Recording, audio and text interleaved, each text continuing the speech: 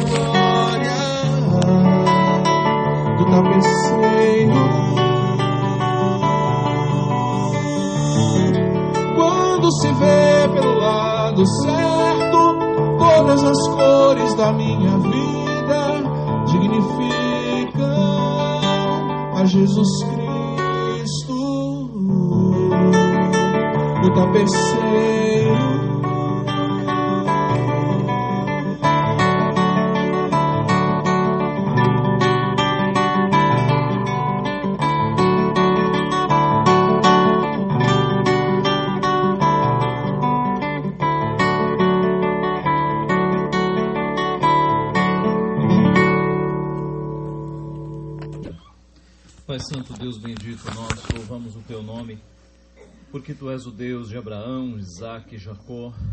Tu és o Deus dos nossos antepassados neste lugar. O Senhor converteu, Pai, o coração de Joaquim Cândido de Sena, dos seus filhos, dos seus netos, bisnetos, trisnetos. Tu és o nosso Deus, Pai. Nós Te louvamos pela magnífica história da redenção que o Senhor efetuou nesta família, Pai. Nós Te conhecemos pela Tua palavra, pelo registro dos Teus poderosos feitos. Tu és o Deus que salva de fato. E nós Te conhecemos pela Tua operação na nossa família. O Senhor, ó Pai, tem agido com atos de grande poder, de salvação.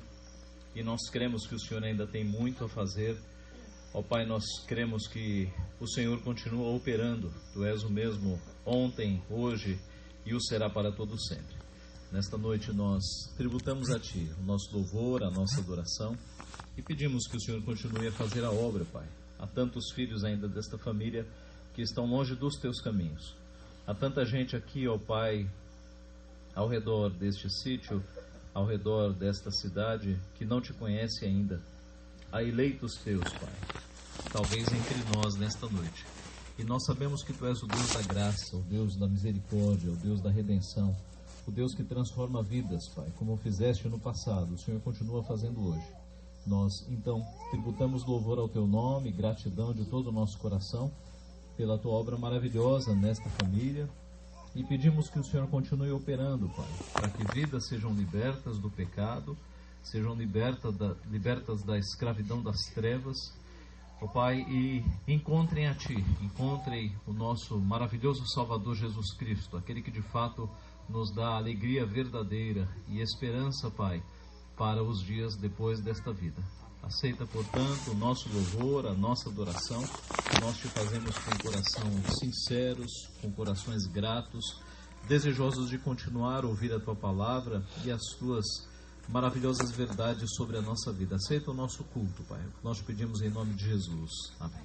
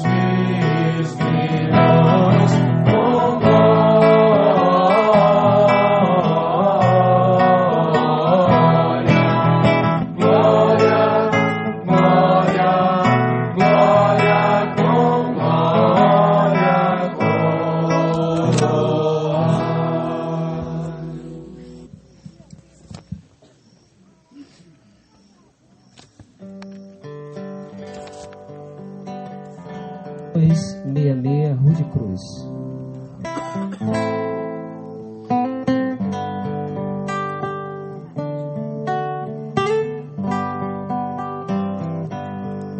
Rude Cruz se erigiu, ela ao dia fugiu, como emblema de vergonha e dor. Mas eu sei que na cruz, nesse dia, Jesus deu a vida por mim, pecador. Sim, eu amo a mensagem da cruz. Seu triunfo glorioso será, pois um dia em lugar de uma cruz, a coroa Jesus virá. Desde a glória dos céus, o Cordeiro de Deus, ao Calvário humilhante baixou. Nessa cruz para mim há mistério sem fim, porque nela Jesus me salvou. Sim, eu amo a mensagem da cruz. Seu triunfo nervoso será, pois um dia em lugar de uma cruz, a coroa Jesus me dará. Nessa cruz padecer, desprezado morrer, é Jesus para dar-me perdão. Eu me alegro na cruz, ela vem graça e luz para minha santificação.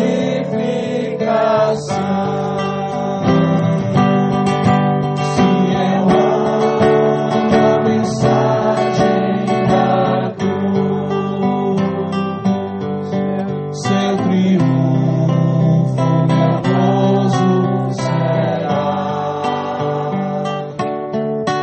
pois um dia em lugar de uma cruz, a coroa Jesus me dará. Eu vou lá em casa. Tá certo. Gostei dele. Cantai ao Senhor um cântico novo, cantai ao Senhor todas as terras, cantai ao Senhor, bendizei o seu nome, proclamai a sua salvação, anunciai entre as nações a sua glória, e entre todos os povos as suas maravilhas, porque grande é o Senhor, muito digno de ser louvado, mais temível do que falsos deuses. Glória e majestade estão diante dele, força e formosura no seu santuário. Glória e majestade estão diante dele, força e formosura no seu santuário. Do início, irmãos, com alegria. Cantai ao Senhor um cântico novo, cantai ao Senhor todas as terras, cantai ao Senhor, bendizei o seu nome, proclamai a sua salvação, anunciai entre as nações a sua glória, e entre todos os povos as suas maravilhas, porque grande é o Senhor, muito digno de ser louvado, mais temível do que falsos deuses. Glória e majestade estão diante dele, força e formosura no seu santuário. Glória e majestade estão diante dele, força e formosura no seu santuário.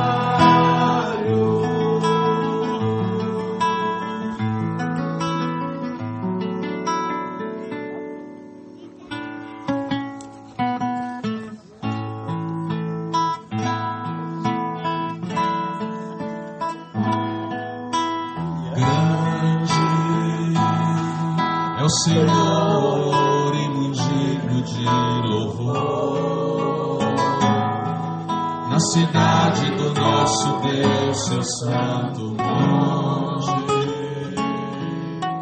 a alegria de toda a terra.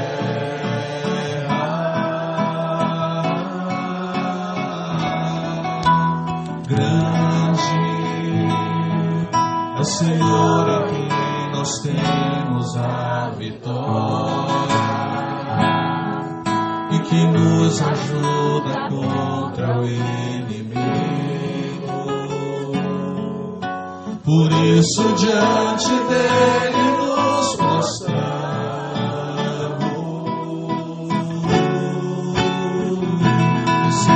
queremos o teu nome engrandecer, agradecer-te por tua em nossas vidas, confiamos em teu infinito amor, pois só tu és o Deus eterno sobre toda a terra e céus. Do início, irmãos.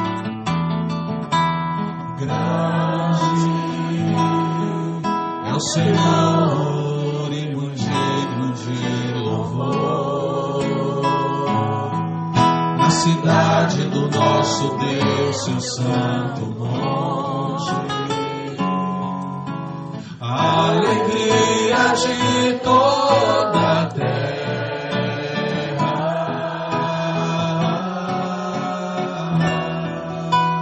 Grande é o Senhor temos a vitória e que nos ajuda contra o inimigo. Por isso diante dele nos prostramos,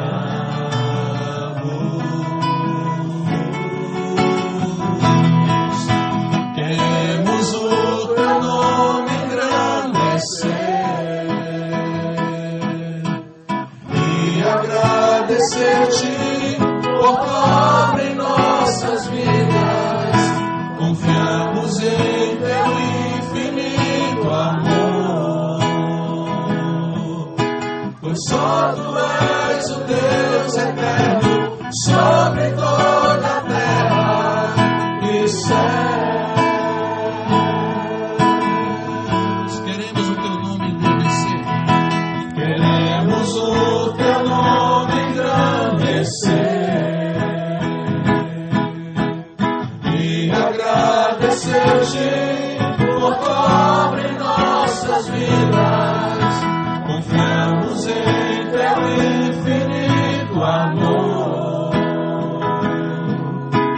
pois só tu és o Deus eterno sobre toda a terra e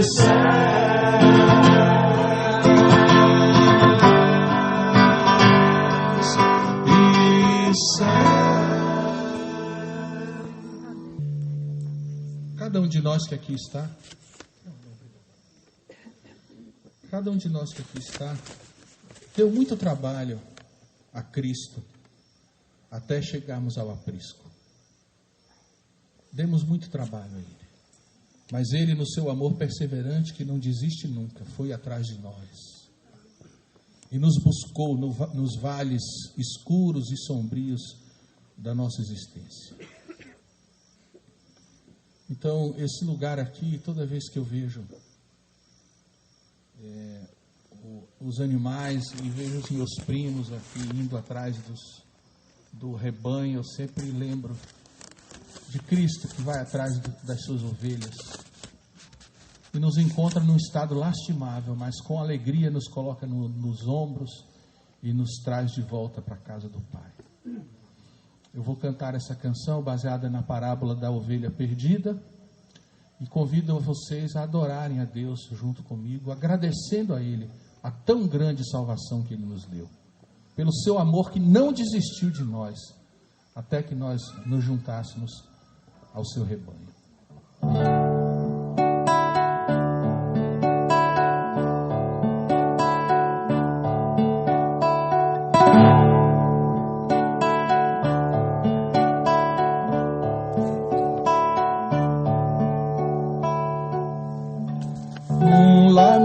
De cortar o coração, ecoou no vale, todo mundo ouviu. Um pastor aflito conta e reconta, sem querer acreditar. Falta uma ovelha sua no curral.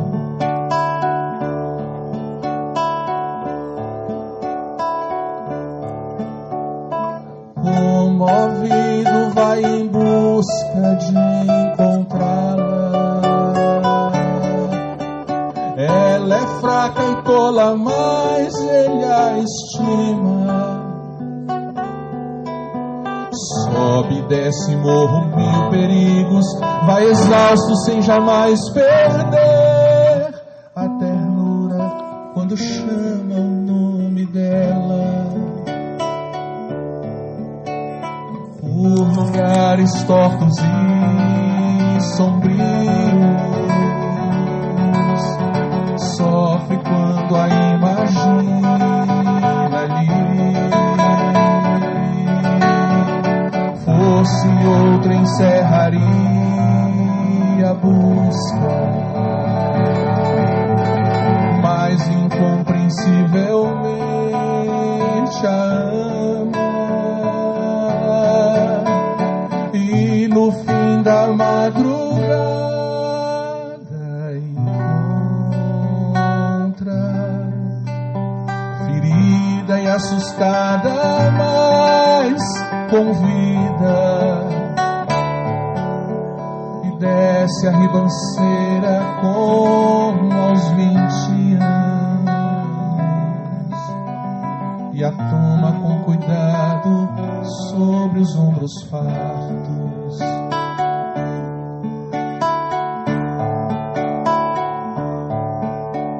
Que alarido é esse no amanhecer?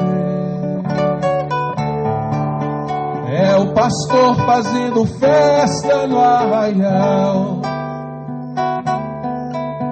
como se tivesse achado o maior tesouro que jamais se viu. É só uma ovelha mais, como a estima. Por lugares tortos e sombrios, sofre quando a imagina ali. Fosse outra, encerraria a busca, invencivelmente a ama, e no fim da madrugada encontra, ferida e assustada, mas com vida, e desce a ribanceira como aos 20 anos,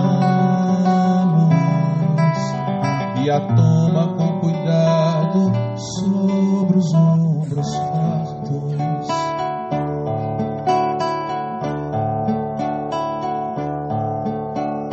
Que alarido é esse no amanhecer?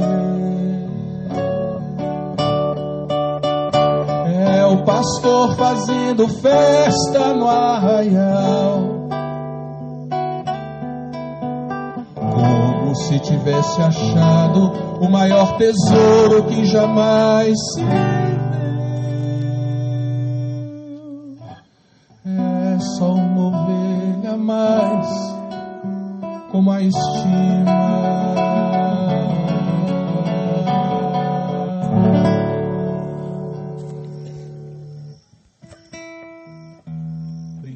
O Senhor Jesus Cristo, no tempo em que Ele andou aqui entre nós para operar a obra da nossa redenção.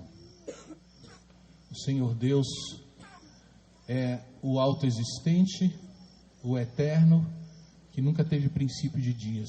No entanto, por amor de nós, se fez homem, assumiu uma natureza humana e se fez homem para poder nos representar na obra da redenção. Sendo Deus e homem, foi perfeitamente capaz de nos representar com a sua santidade e a sua perfeição e a sua humildade. E por outro lado, sendo Deus, foi capaz de suportar a ira do Pai. Foi capaz de sorver o inferno em nosso lugar.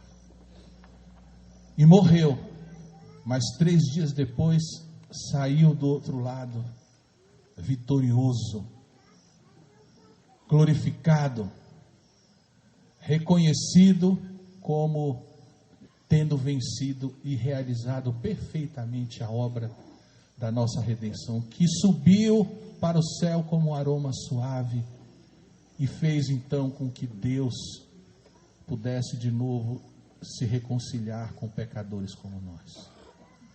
Louvado seja o seu nome.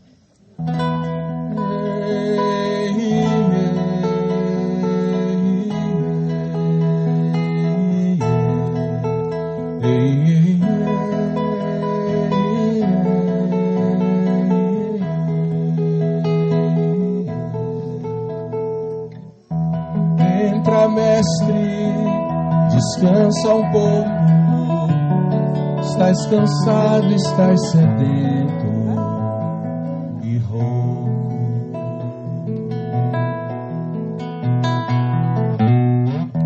Dorme, mestre, a casa é tua. Já fechei porta e janela pra rua.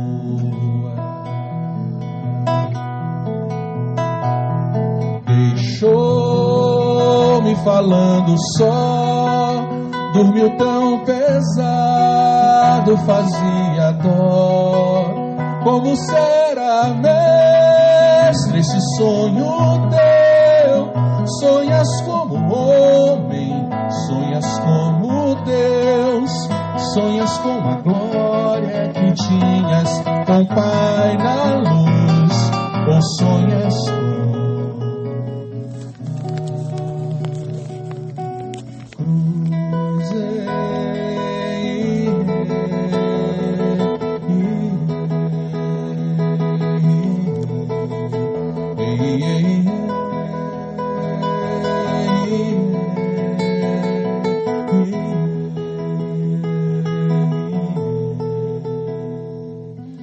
Perdoa, mestre, mas já é hora. Uma multidão te espera lá fora. Estás decidido, não te detenho, vais curando até chegar ao lenho. Partiu, fica paz em mim, fica a sala com cheiro de jasmim, vai verter a vida do corpo seu, pra levar a culpa de alguém como eu, pra lavar o sujo do meu próprio eu, levar-me por Deus.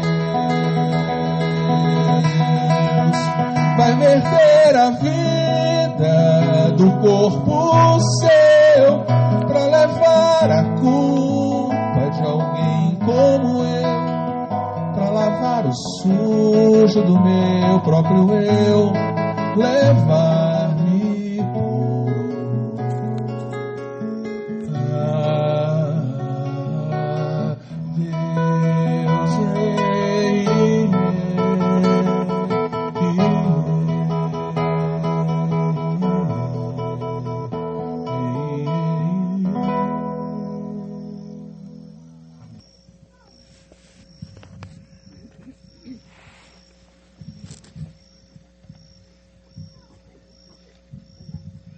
Queridos irmãos, graça e paz da parte de nosso Senhor e Salvador Jesus Cristo. É grande a alegria que temos em nosso coração nesse instante, quando nos reunimos a tantas pessoas para louvar a Deus, bendizê-lo e adorá-lo na beleza de sua santidade, com um coração repleto de gratidão mesmo por tudo que Deus tem feito por cada um de nós. A gratidão é ainda maior em nosso coração quando nos lembramos que estamos falando para o povo de Irapuã Pinheiro, a cidade mais amada, viu, reverendo Ageu? Por mim. Mas a cidade maravilhosa, Irapuã Pinheiro. É a minha terra, é a terra da maioria das pessoas que estão aqui. E eu fico empolgado demais quando Deus me oportuniza falar aos meus conterrâneos do que Ele fez por mim, do que Ele fez por tantas pessoas aqui. Eu sei que aqui tem muita gente de Acopiara, mas aqui, esse chão aqui é Irapuã Pinheiro. Do que Ele fez por tantos de nós. E do que Ele vem fazendo durante tantos anos. Nós ficamos maravilhados com tudo isso. Fico feliz demais por ter sido incluído nessa programação que celebra os 100 anos da chegada do presbiterianismo ao vencedor, e por que não alargar as fronteiras à cachoeira do Riacho do Sangue, Solonópole. E desde que este evangelho chegou a esse lugar, muitas pessoas foram alcançadas, muitas famílias foram alcançadas. Ao entrar ali na casa, eu contemplava aquela foto, aquela famosa, histórica foto que vocês guardam e que é belíssima, que ajuda a contar a história. E eu fiquei me lembrando quantas pessoas deram suas vidas, quantas pessoas se esforçaram, quantas pessoas se dedicaram, quantas pessoas de tantos lugares. E aqui nós temos como referência maior aqui para o vencedor a figura do senhor Joaquim Cândido de Sena, que é o patriarca de toda a família, mas nós nos lembramos também de outros patriarcas que também se enfileiraram na construção da Igreja Presbiteriana Ebenezer. Nos lembramos, por exemplo, de Joaquim Ferreira de Lima, de Antônio Ferreira de Lima, de Henrique Estevão, de Belisário do Carretão. São nomes que estão nos anais da história da Igreja Presbiteriana Ebenezer. E que precisam ser lembrados para que nós possamos dizer a Deus obrigado por esses homens também, que foram tão importantes na caminhada dessa história e que fizeram essa história acontecer. Quando Natanael de Melo Cortez, o pastor fundador deste trabalho, chegou aqui e trabalhou muito e se esforçou muito com largo apoio do Joaquim Cândido e de toda a sua família, aliás, de toda a família de Joaquim Cândido, eles resolveram uma coisa que falava da visão missionária que eles tinham, eles resolveram construir o templo no Carretão. Porque o Carretão era central para os demais sítios e fazendas. É assim que está lá nos anais da história desta igreja. E isto era visão missionária, visão de integrar, visão de ir além, visão de alargar as fronteiras. E nós precisamos dar graças a Deus por isso. Porque em tempos tão remotos, homens tão visionários, criados aqui, mas com visão grande de reino, estavam pensando em tantas pessoas, em alcançar tantas pessoas.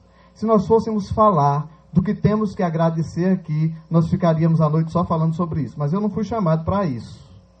Mas me lembro também, isso também está na nossa história, dos idos de 1950, quando o reverendo Mosley, auxiliado pelo presbítero José Balbino, seu Balbino, trabalhavam na Sussuarana incansavelmente, servindo o jipe de seu Balbino, como todos chamam por aqui, de ambulância, de tudo que fosse preciso, servindo a comunidade em nome de Deus e em nome do Evangelho. Homens que também alavancaram o trabalho presbiteriano em nossa região, naquela década tão frutífera para toda essa região. Nós ficamos agradecidos. O Sínodo do Ceará, sim, o Sínodo do Ceará, me atrevo ainda a falar em nome do Sínodo do Ceará, a qual outro dia ainda presidia, se alegra com este momento. Mas agora, o Sínodo, nós temos um novo Sínodo na nossa região. O Sínodo Cearense, é que mudou o nome do Sínodo dessa semana. O Sínodo Cearense Interiorano. Nós ficamos agradecidos por tudo isso. O Presbitério Central do Ceará está em festa junto com a Igreja Presbiteriana Ebenezer. E nós ficamos imensamente gratos por cada um de vocês que fazem essa história, que estão construindo essa história. Eu não poderia pregar sem dizer isso antes. E sem dizer que amei a programação, Ari. Muito bela. Os presbíteros, só faltou pastor. Achei que só faltou uma coisa. Por achar que faltou, vou acabar dizendo. Vocês tinham que ter feito uma oficina. Uma oficina com Meides e Zé do Quinco. Porque são as duas mentes que mais sabem de história na nossa região. E que mais conhecem a história da nossa igreja aqui nessa região. E conhecem a história de todas as famílias aqui. E eu queria muito estar nessa oficina para fazer umas 15 perguntas a essas mentes que brilham. Se quiser do Quinco não professa a nossa fé, mas historicamente, colocando ele e Meides, não fica a desejar para ninguém. Eles vão saber detalhes da história. Eles vão saber a história quase de todos os cultos, nome de todas as pessoas. E eu acho que teria sido muito interessante para os 110 anos. Combinado? Nós ficamos felizes, meus irmãos, por estar aqui com tantas pessoas e agora sim vamos abrir as nossas Bíblias para o livro do profeta Ageu. E aí eu disse à minha esposa, vou pregar o livro do profeta Ageu. E ela disse, será que o reverendo Fulton não vai ficar chateado? Porque os dois pregadores subsequentes serão Ageu e Fulton. Mas vamos ler o livro do profeta Ageu. Do profeta Ageu. No capítulo 1, eu convido aqueles que puderem se colocar em pé.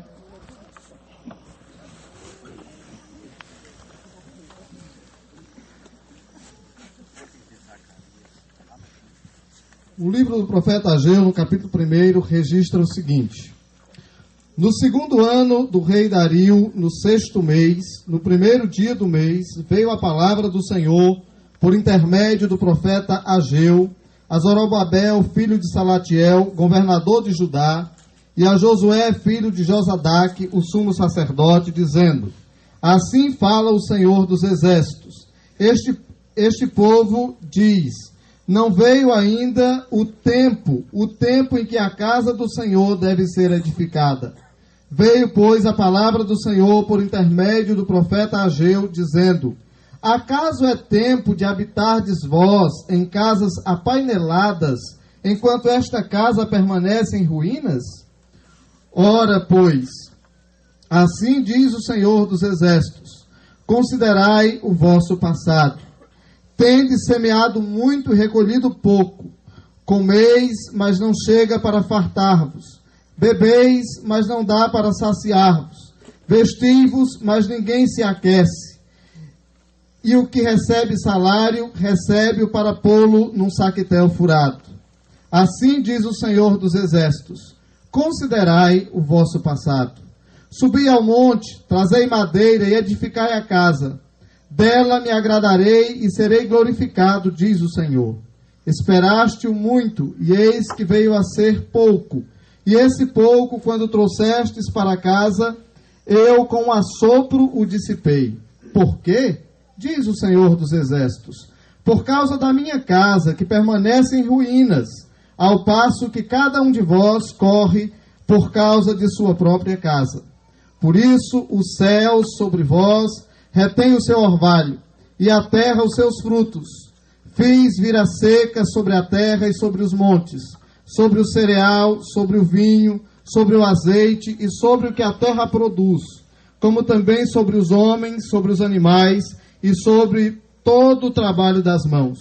Então Zorobabel, filho de Salatiel, e Josué, filho de Josadaque, o sumo sacerdote, e todo o resto do povo atenderam a voz do Senhor seu Deus, e as palavras do profeta Ageu, as quais o Senhor, seu Deus, o tinha mandado dizer, e o povo temeu diante do Senhor.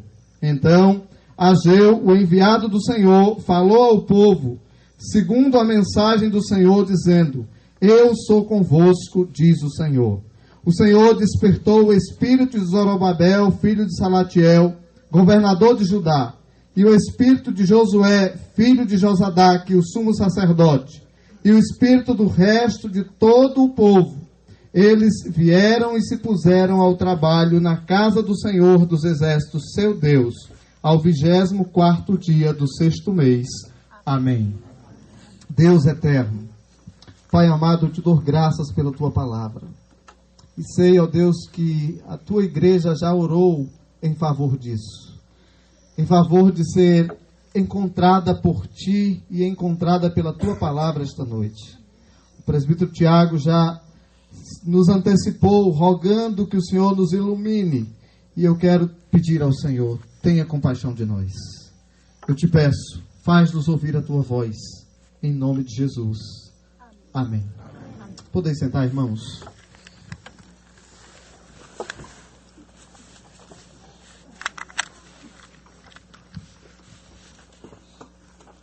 Olhando para esse texto, quando vejo essa parte que está encravada aqui mais no centro do texto, quando o profeta diz: tende semeado muito e recolhido pouco, comeis, mas não chega para fartar-vos, bebeis, mas não dá para saciar-vos, vestivos, mas ninguém se aquece, e o que recebe salário, recebe para pô-lo num saquetel furado.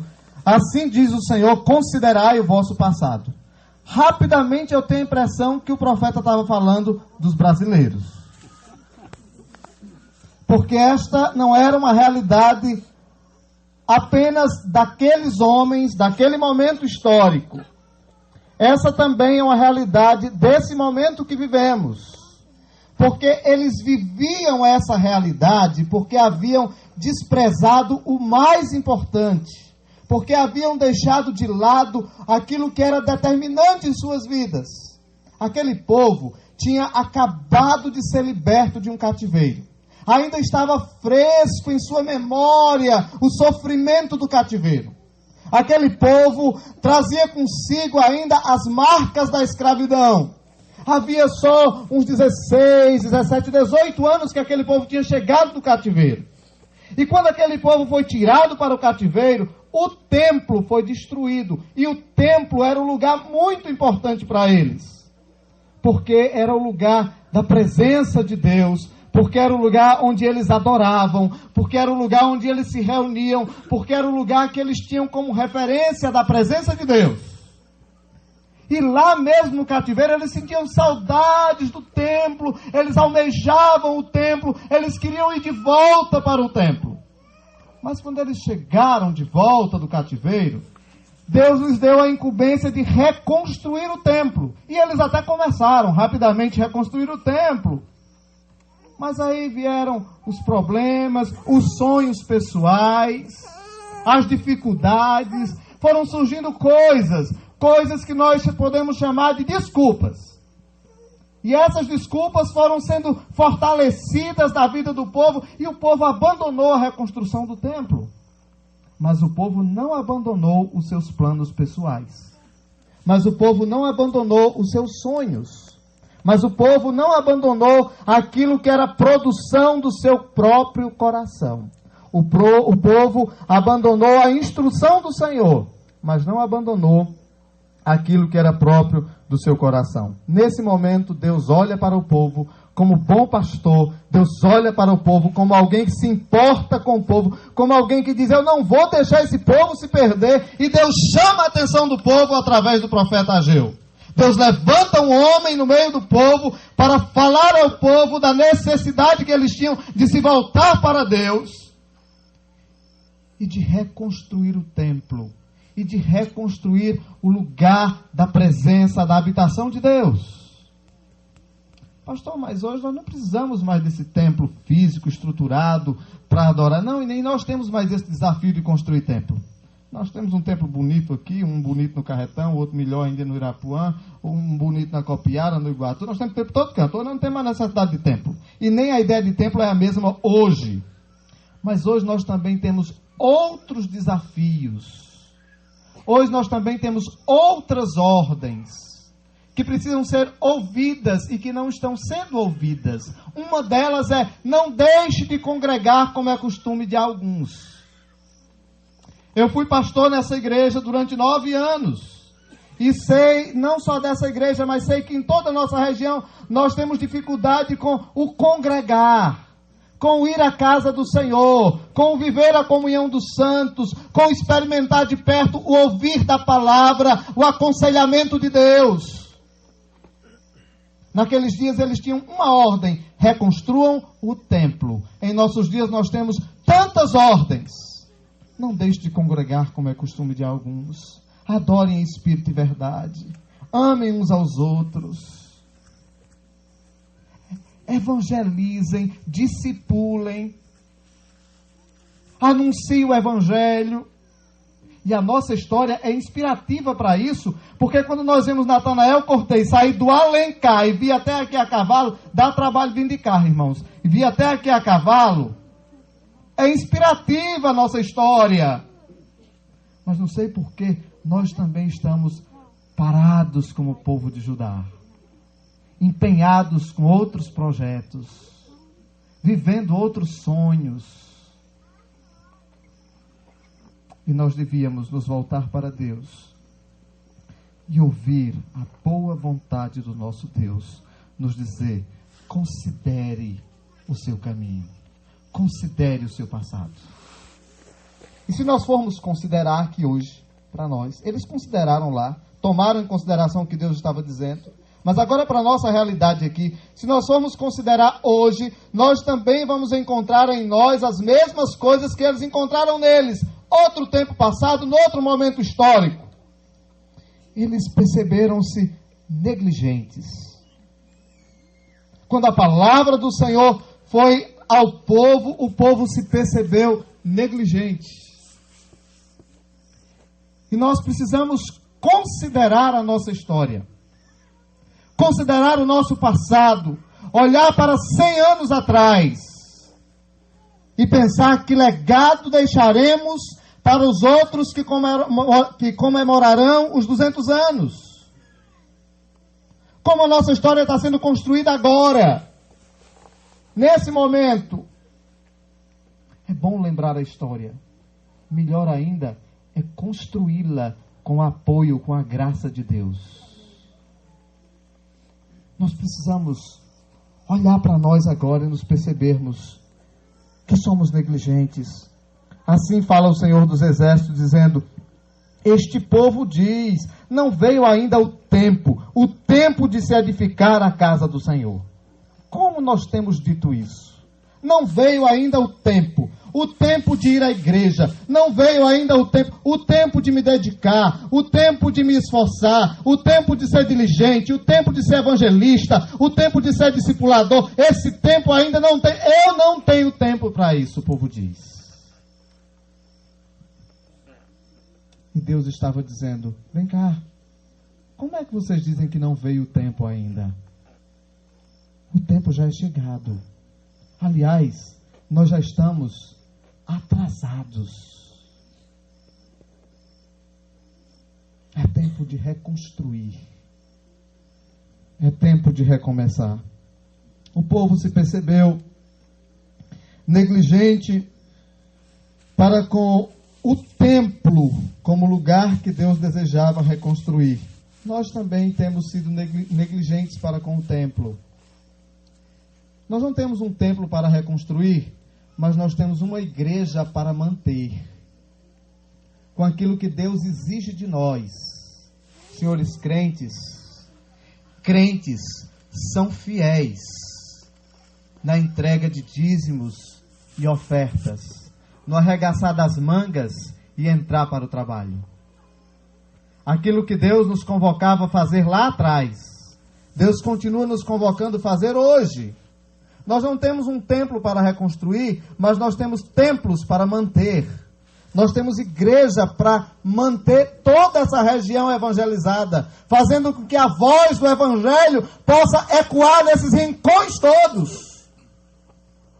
E se não fizermos isso, somos negligentes, egoístas, pecadores. Como tamanha graça nos alcança, como tanta misericórdia nos enlaça, e nós negamos isso aos outros.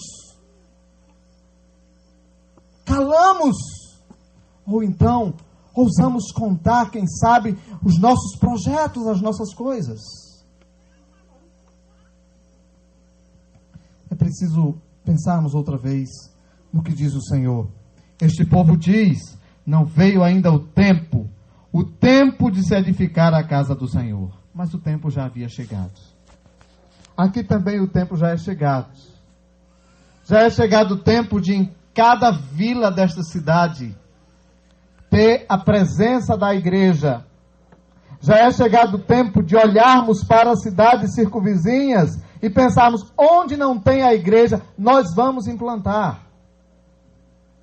O tempo já é chegado. Não negligenciem isso.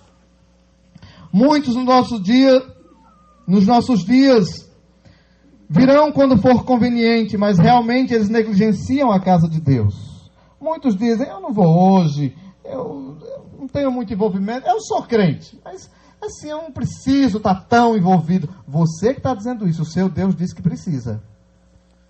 O seu Deus diz que precisa estar envolvido de corpo e alma. O seu Deus diz que precisa dar a vida por isso. O seu Deus lhe chama para ser discípulo, e discípulo é aquele que consegue entregar-se pela causa. Aliás, se você não consegue fazer isso, você não é discípulo. Meus queridos irmãos, é preciso pensarmos que aquele povo negligenciou a verdade enquanto vontade de Deus revelada aos homens.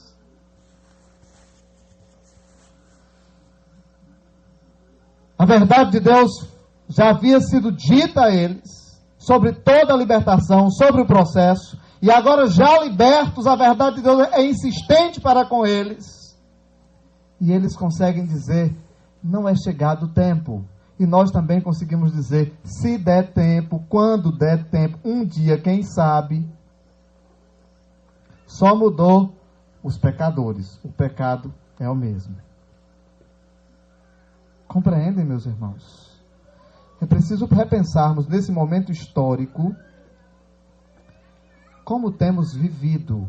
É preciso pensar o nosso passado, o nosso presente, para vislumbrarmos que futuro teremos.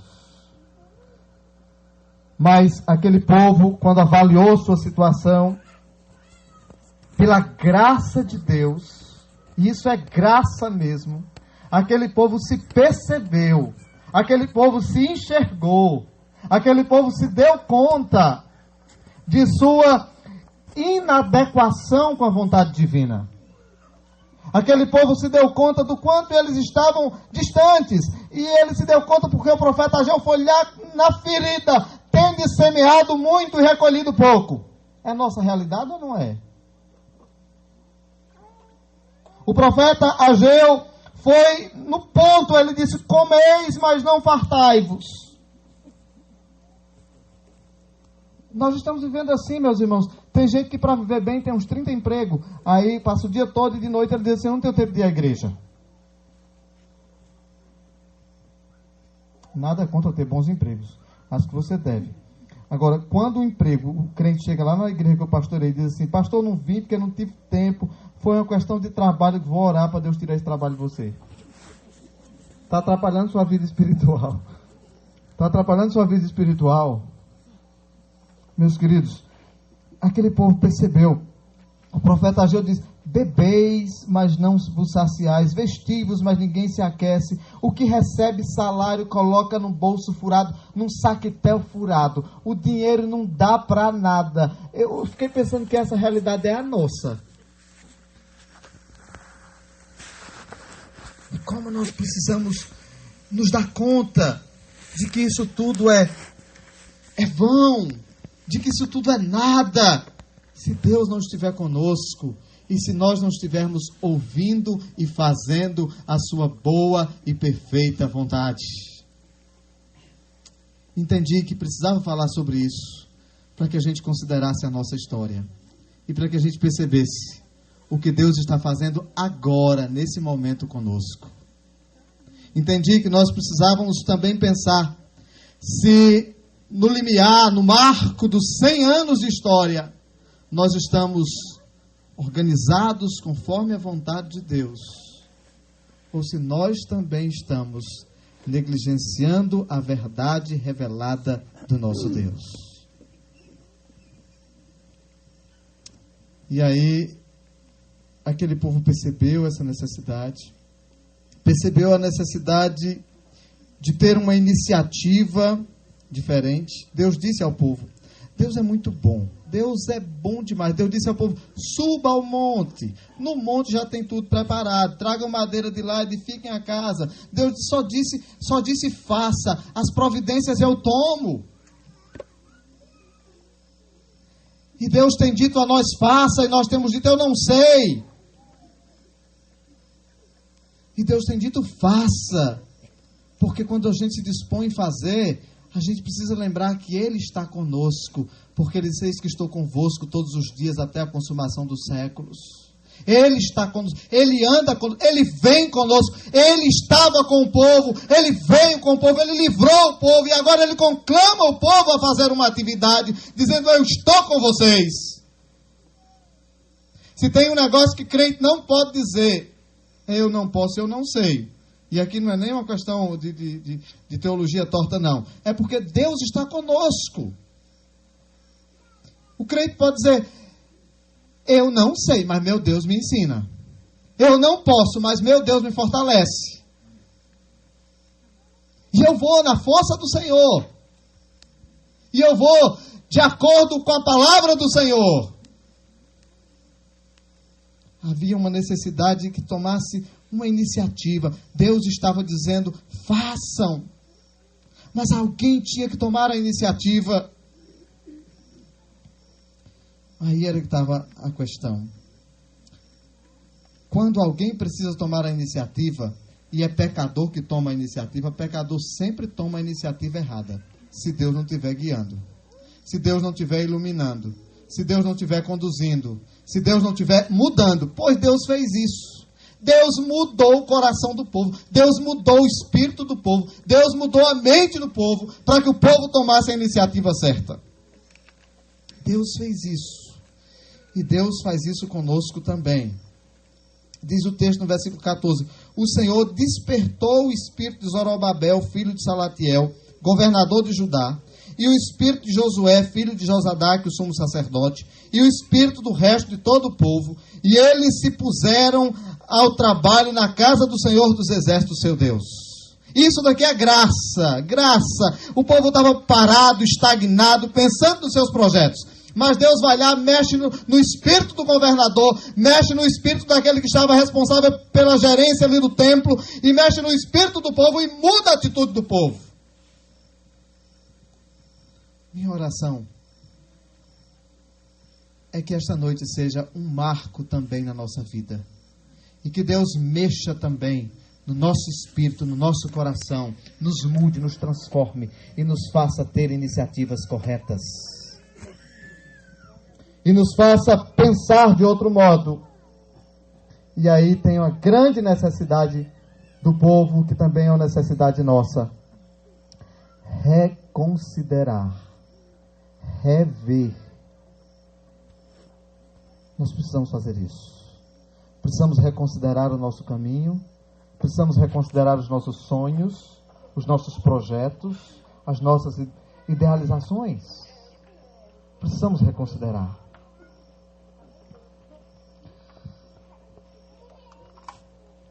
O tempo corre, mas eu preciso dizer tudo que eu tenho aqui, viu, irmãos? Tenham paciência.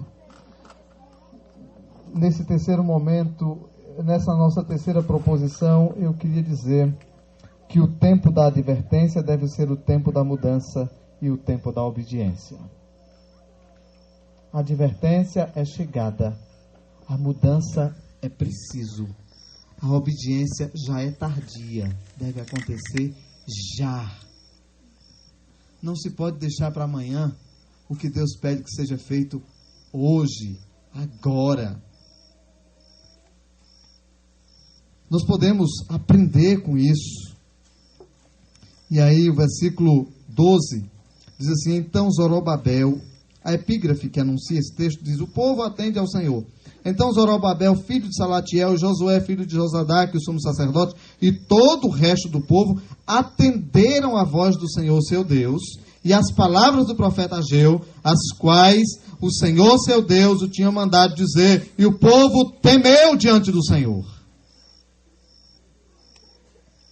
A graça de Deus, a misericórdia de Deus faz com que o povo atenda a sua voz, faz com que o povo receba as palavras do profeta e faz com que o povo tema diante de Deus. Essa foi a reação daquele povo naquele dia. Qual é a sua reação hoje? Que postura você toma hoje? Que caminho você assume hoje? O que você considera enquanto história e o que você reconsidera enquanto vida? É preciso pensar sobre isso. Precisamos aprender a obedecer a palavra de Deus como única e suficiente autoridade, como autoridade maior e suprema. Precisamos atender a voz de Deus sem questioná-la, porque ela é soberana. Precisamos atender a voz de Deus sem colocar questionamentos. E eu me lembro aqui de uma coisa fabulosa, me veio à mente. Pedro, pescando. Aí, lança as redes, Pedro. Senhor, eu passei a noite pescando. Lança a rede, Pedro. Sob a tua palavra eu lançarei as redes. Não questiona Deus, irmão. Faz. Não pensa que você é melhor do que Deus. Não, você é miserável pecador. Não pensa que você pode estar de igual para igual. Não, Ele é Deus soberano. Você precisa ouvir.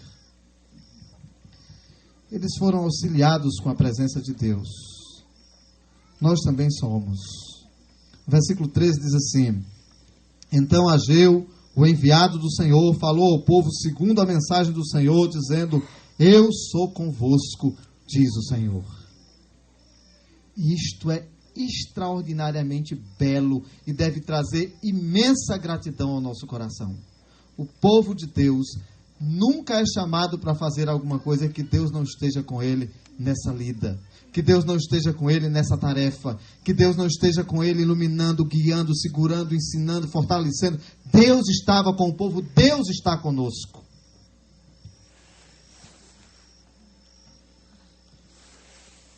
O Senhor mudou o coração, a mente, o Senhor se fez presente, o Senhor conduziu o povo. versículo 14, parte B do versículo, diz assim: eles vieram e se puseram ao trabalho na casa do Senhor dos Exércitos, seu Deus. Deus também está te chamando para vir e se colocar ao trabalho na casa do Senhor, seu Deus. Tem um espaço para cada um de vocês. Tem um trabalho para cada um de vocês. Tem uma atividade que Deus quer que você realize. Mas você tem dito, ainda não é tempo. Quando for tempo, um dia, quem sabe. Pensa sobre isso. E eu sei que meu relógio já caminha velozmente. Mas eu quero, nesse instante, dizer aos irmãos que existem coisas que precisam ser tratadas em nossa vida. E que Deus nos trata assim, revelando a sua palavra. E eu creio que Deus esta noite está tratando a nossa vida. Que Deus está nos chamando para fazer a história. Que Deus está nos chamando para arregaçar as mangas. Que Deus está nos chamando para um tempo novo. Que Deus está nos chamando para cuidar da igreja como porta-voz dos céus aqui na terra. Que Deus está nos conclamando para um momento novo, como fez com o povo naquele tempo. Talvez você tenha dito até agora: eu não tenho tempo. Um dia, quem sabe? Talvez você tenha dito: não é importante a minha presença lá no Vencedor. Que dia é aqui, pastor? Não, que dia da semana do culto aqui? Terça-feira. Não é importante não, eu vou ficar em casa, hoje eu estou cansado. Um domingo de tarde no carretão. Ih, rapaz, é quente demais para chegar lá. O deserto era frio e Deus se fazia presente, aquecendo o povo numa coluna de fogo. O deserto era quente e Deus se fazia presente numa nuvem, guardando o povo. Você não tem desculpa. Toda desculpa que você der é apenas uma desculpa diante do seu Deus. Deus está chamando para que você reconsidere o seu caminho nesse momento histórico. Que Deus em Cristo nos abençoe hoje e sempre. Amém. Amém.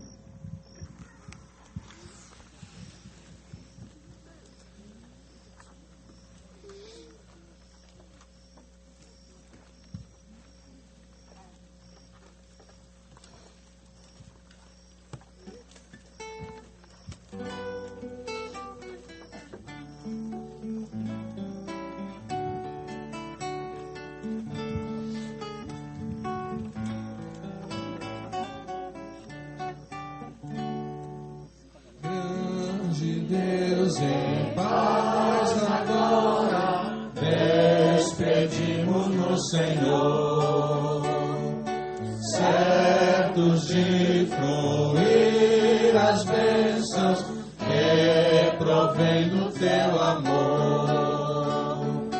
Dá-nos forças,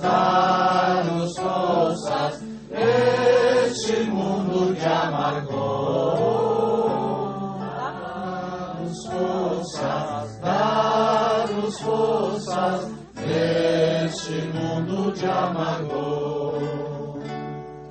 Graças nós rendemos pela tua redenção e teremos jubilosos tua santa proteção.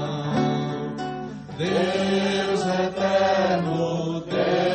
eterno, reina em cada coração. Deus eterno, reina em cada coração. Sim, Senhor, reina no nosso coração. Agradecidos estamos, ó Pai, pelos pioneiros desse trabalho, por quantos que aqui passaram proclamando as boas novas de salvação, e por aqueles que aqui ainda continuam fazendo a tua obra. Nós te louvamos, Senhor, por esse povo que hoje aqui está. E se houver alguém que ainda não entregou sua vida a teu Filho Jesus, que ouça o chamado para fazer parte da família espiritual. E que a graça de nosso Senhor e Salvador Jesus Cristo, o amor de Deus, o nosso Pai, o poder, a comunhão e as consolações do Divino Espírito Santo, continue com o povo dessa região e com todo o povo de Deus, hoje e sempre. Amém. Amém.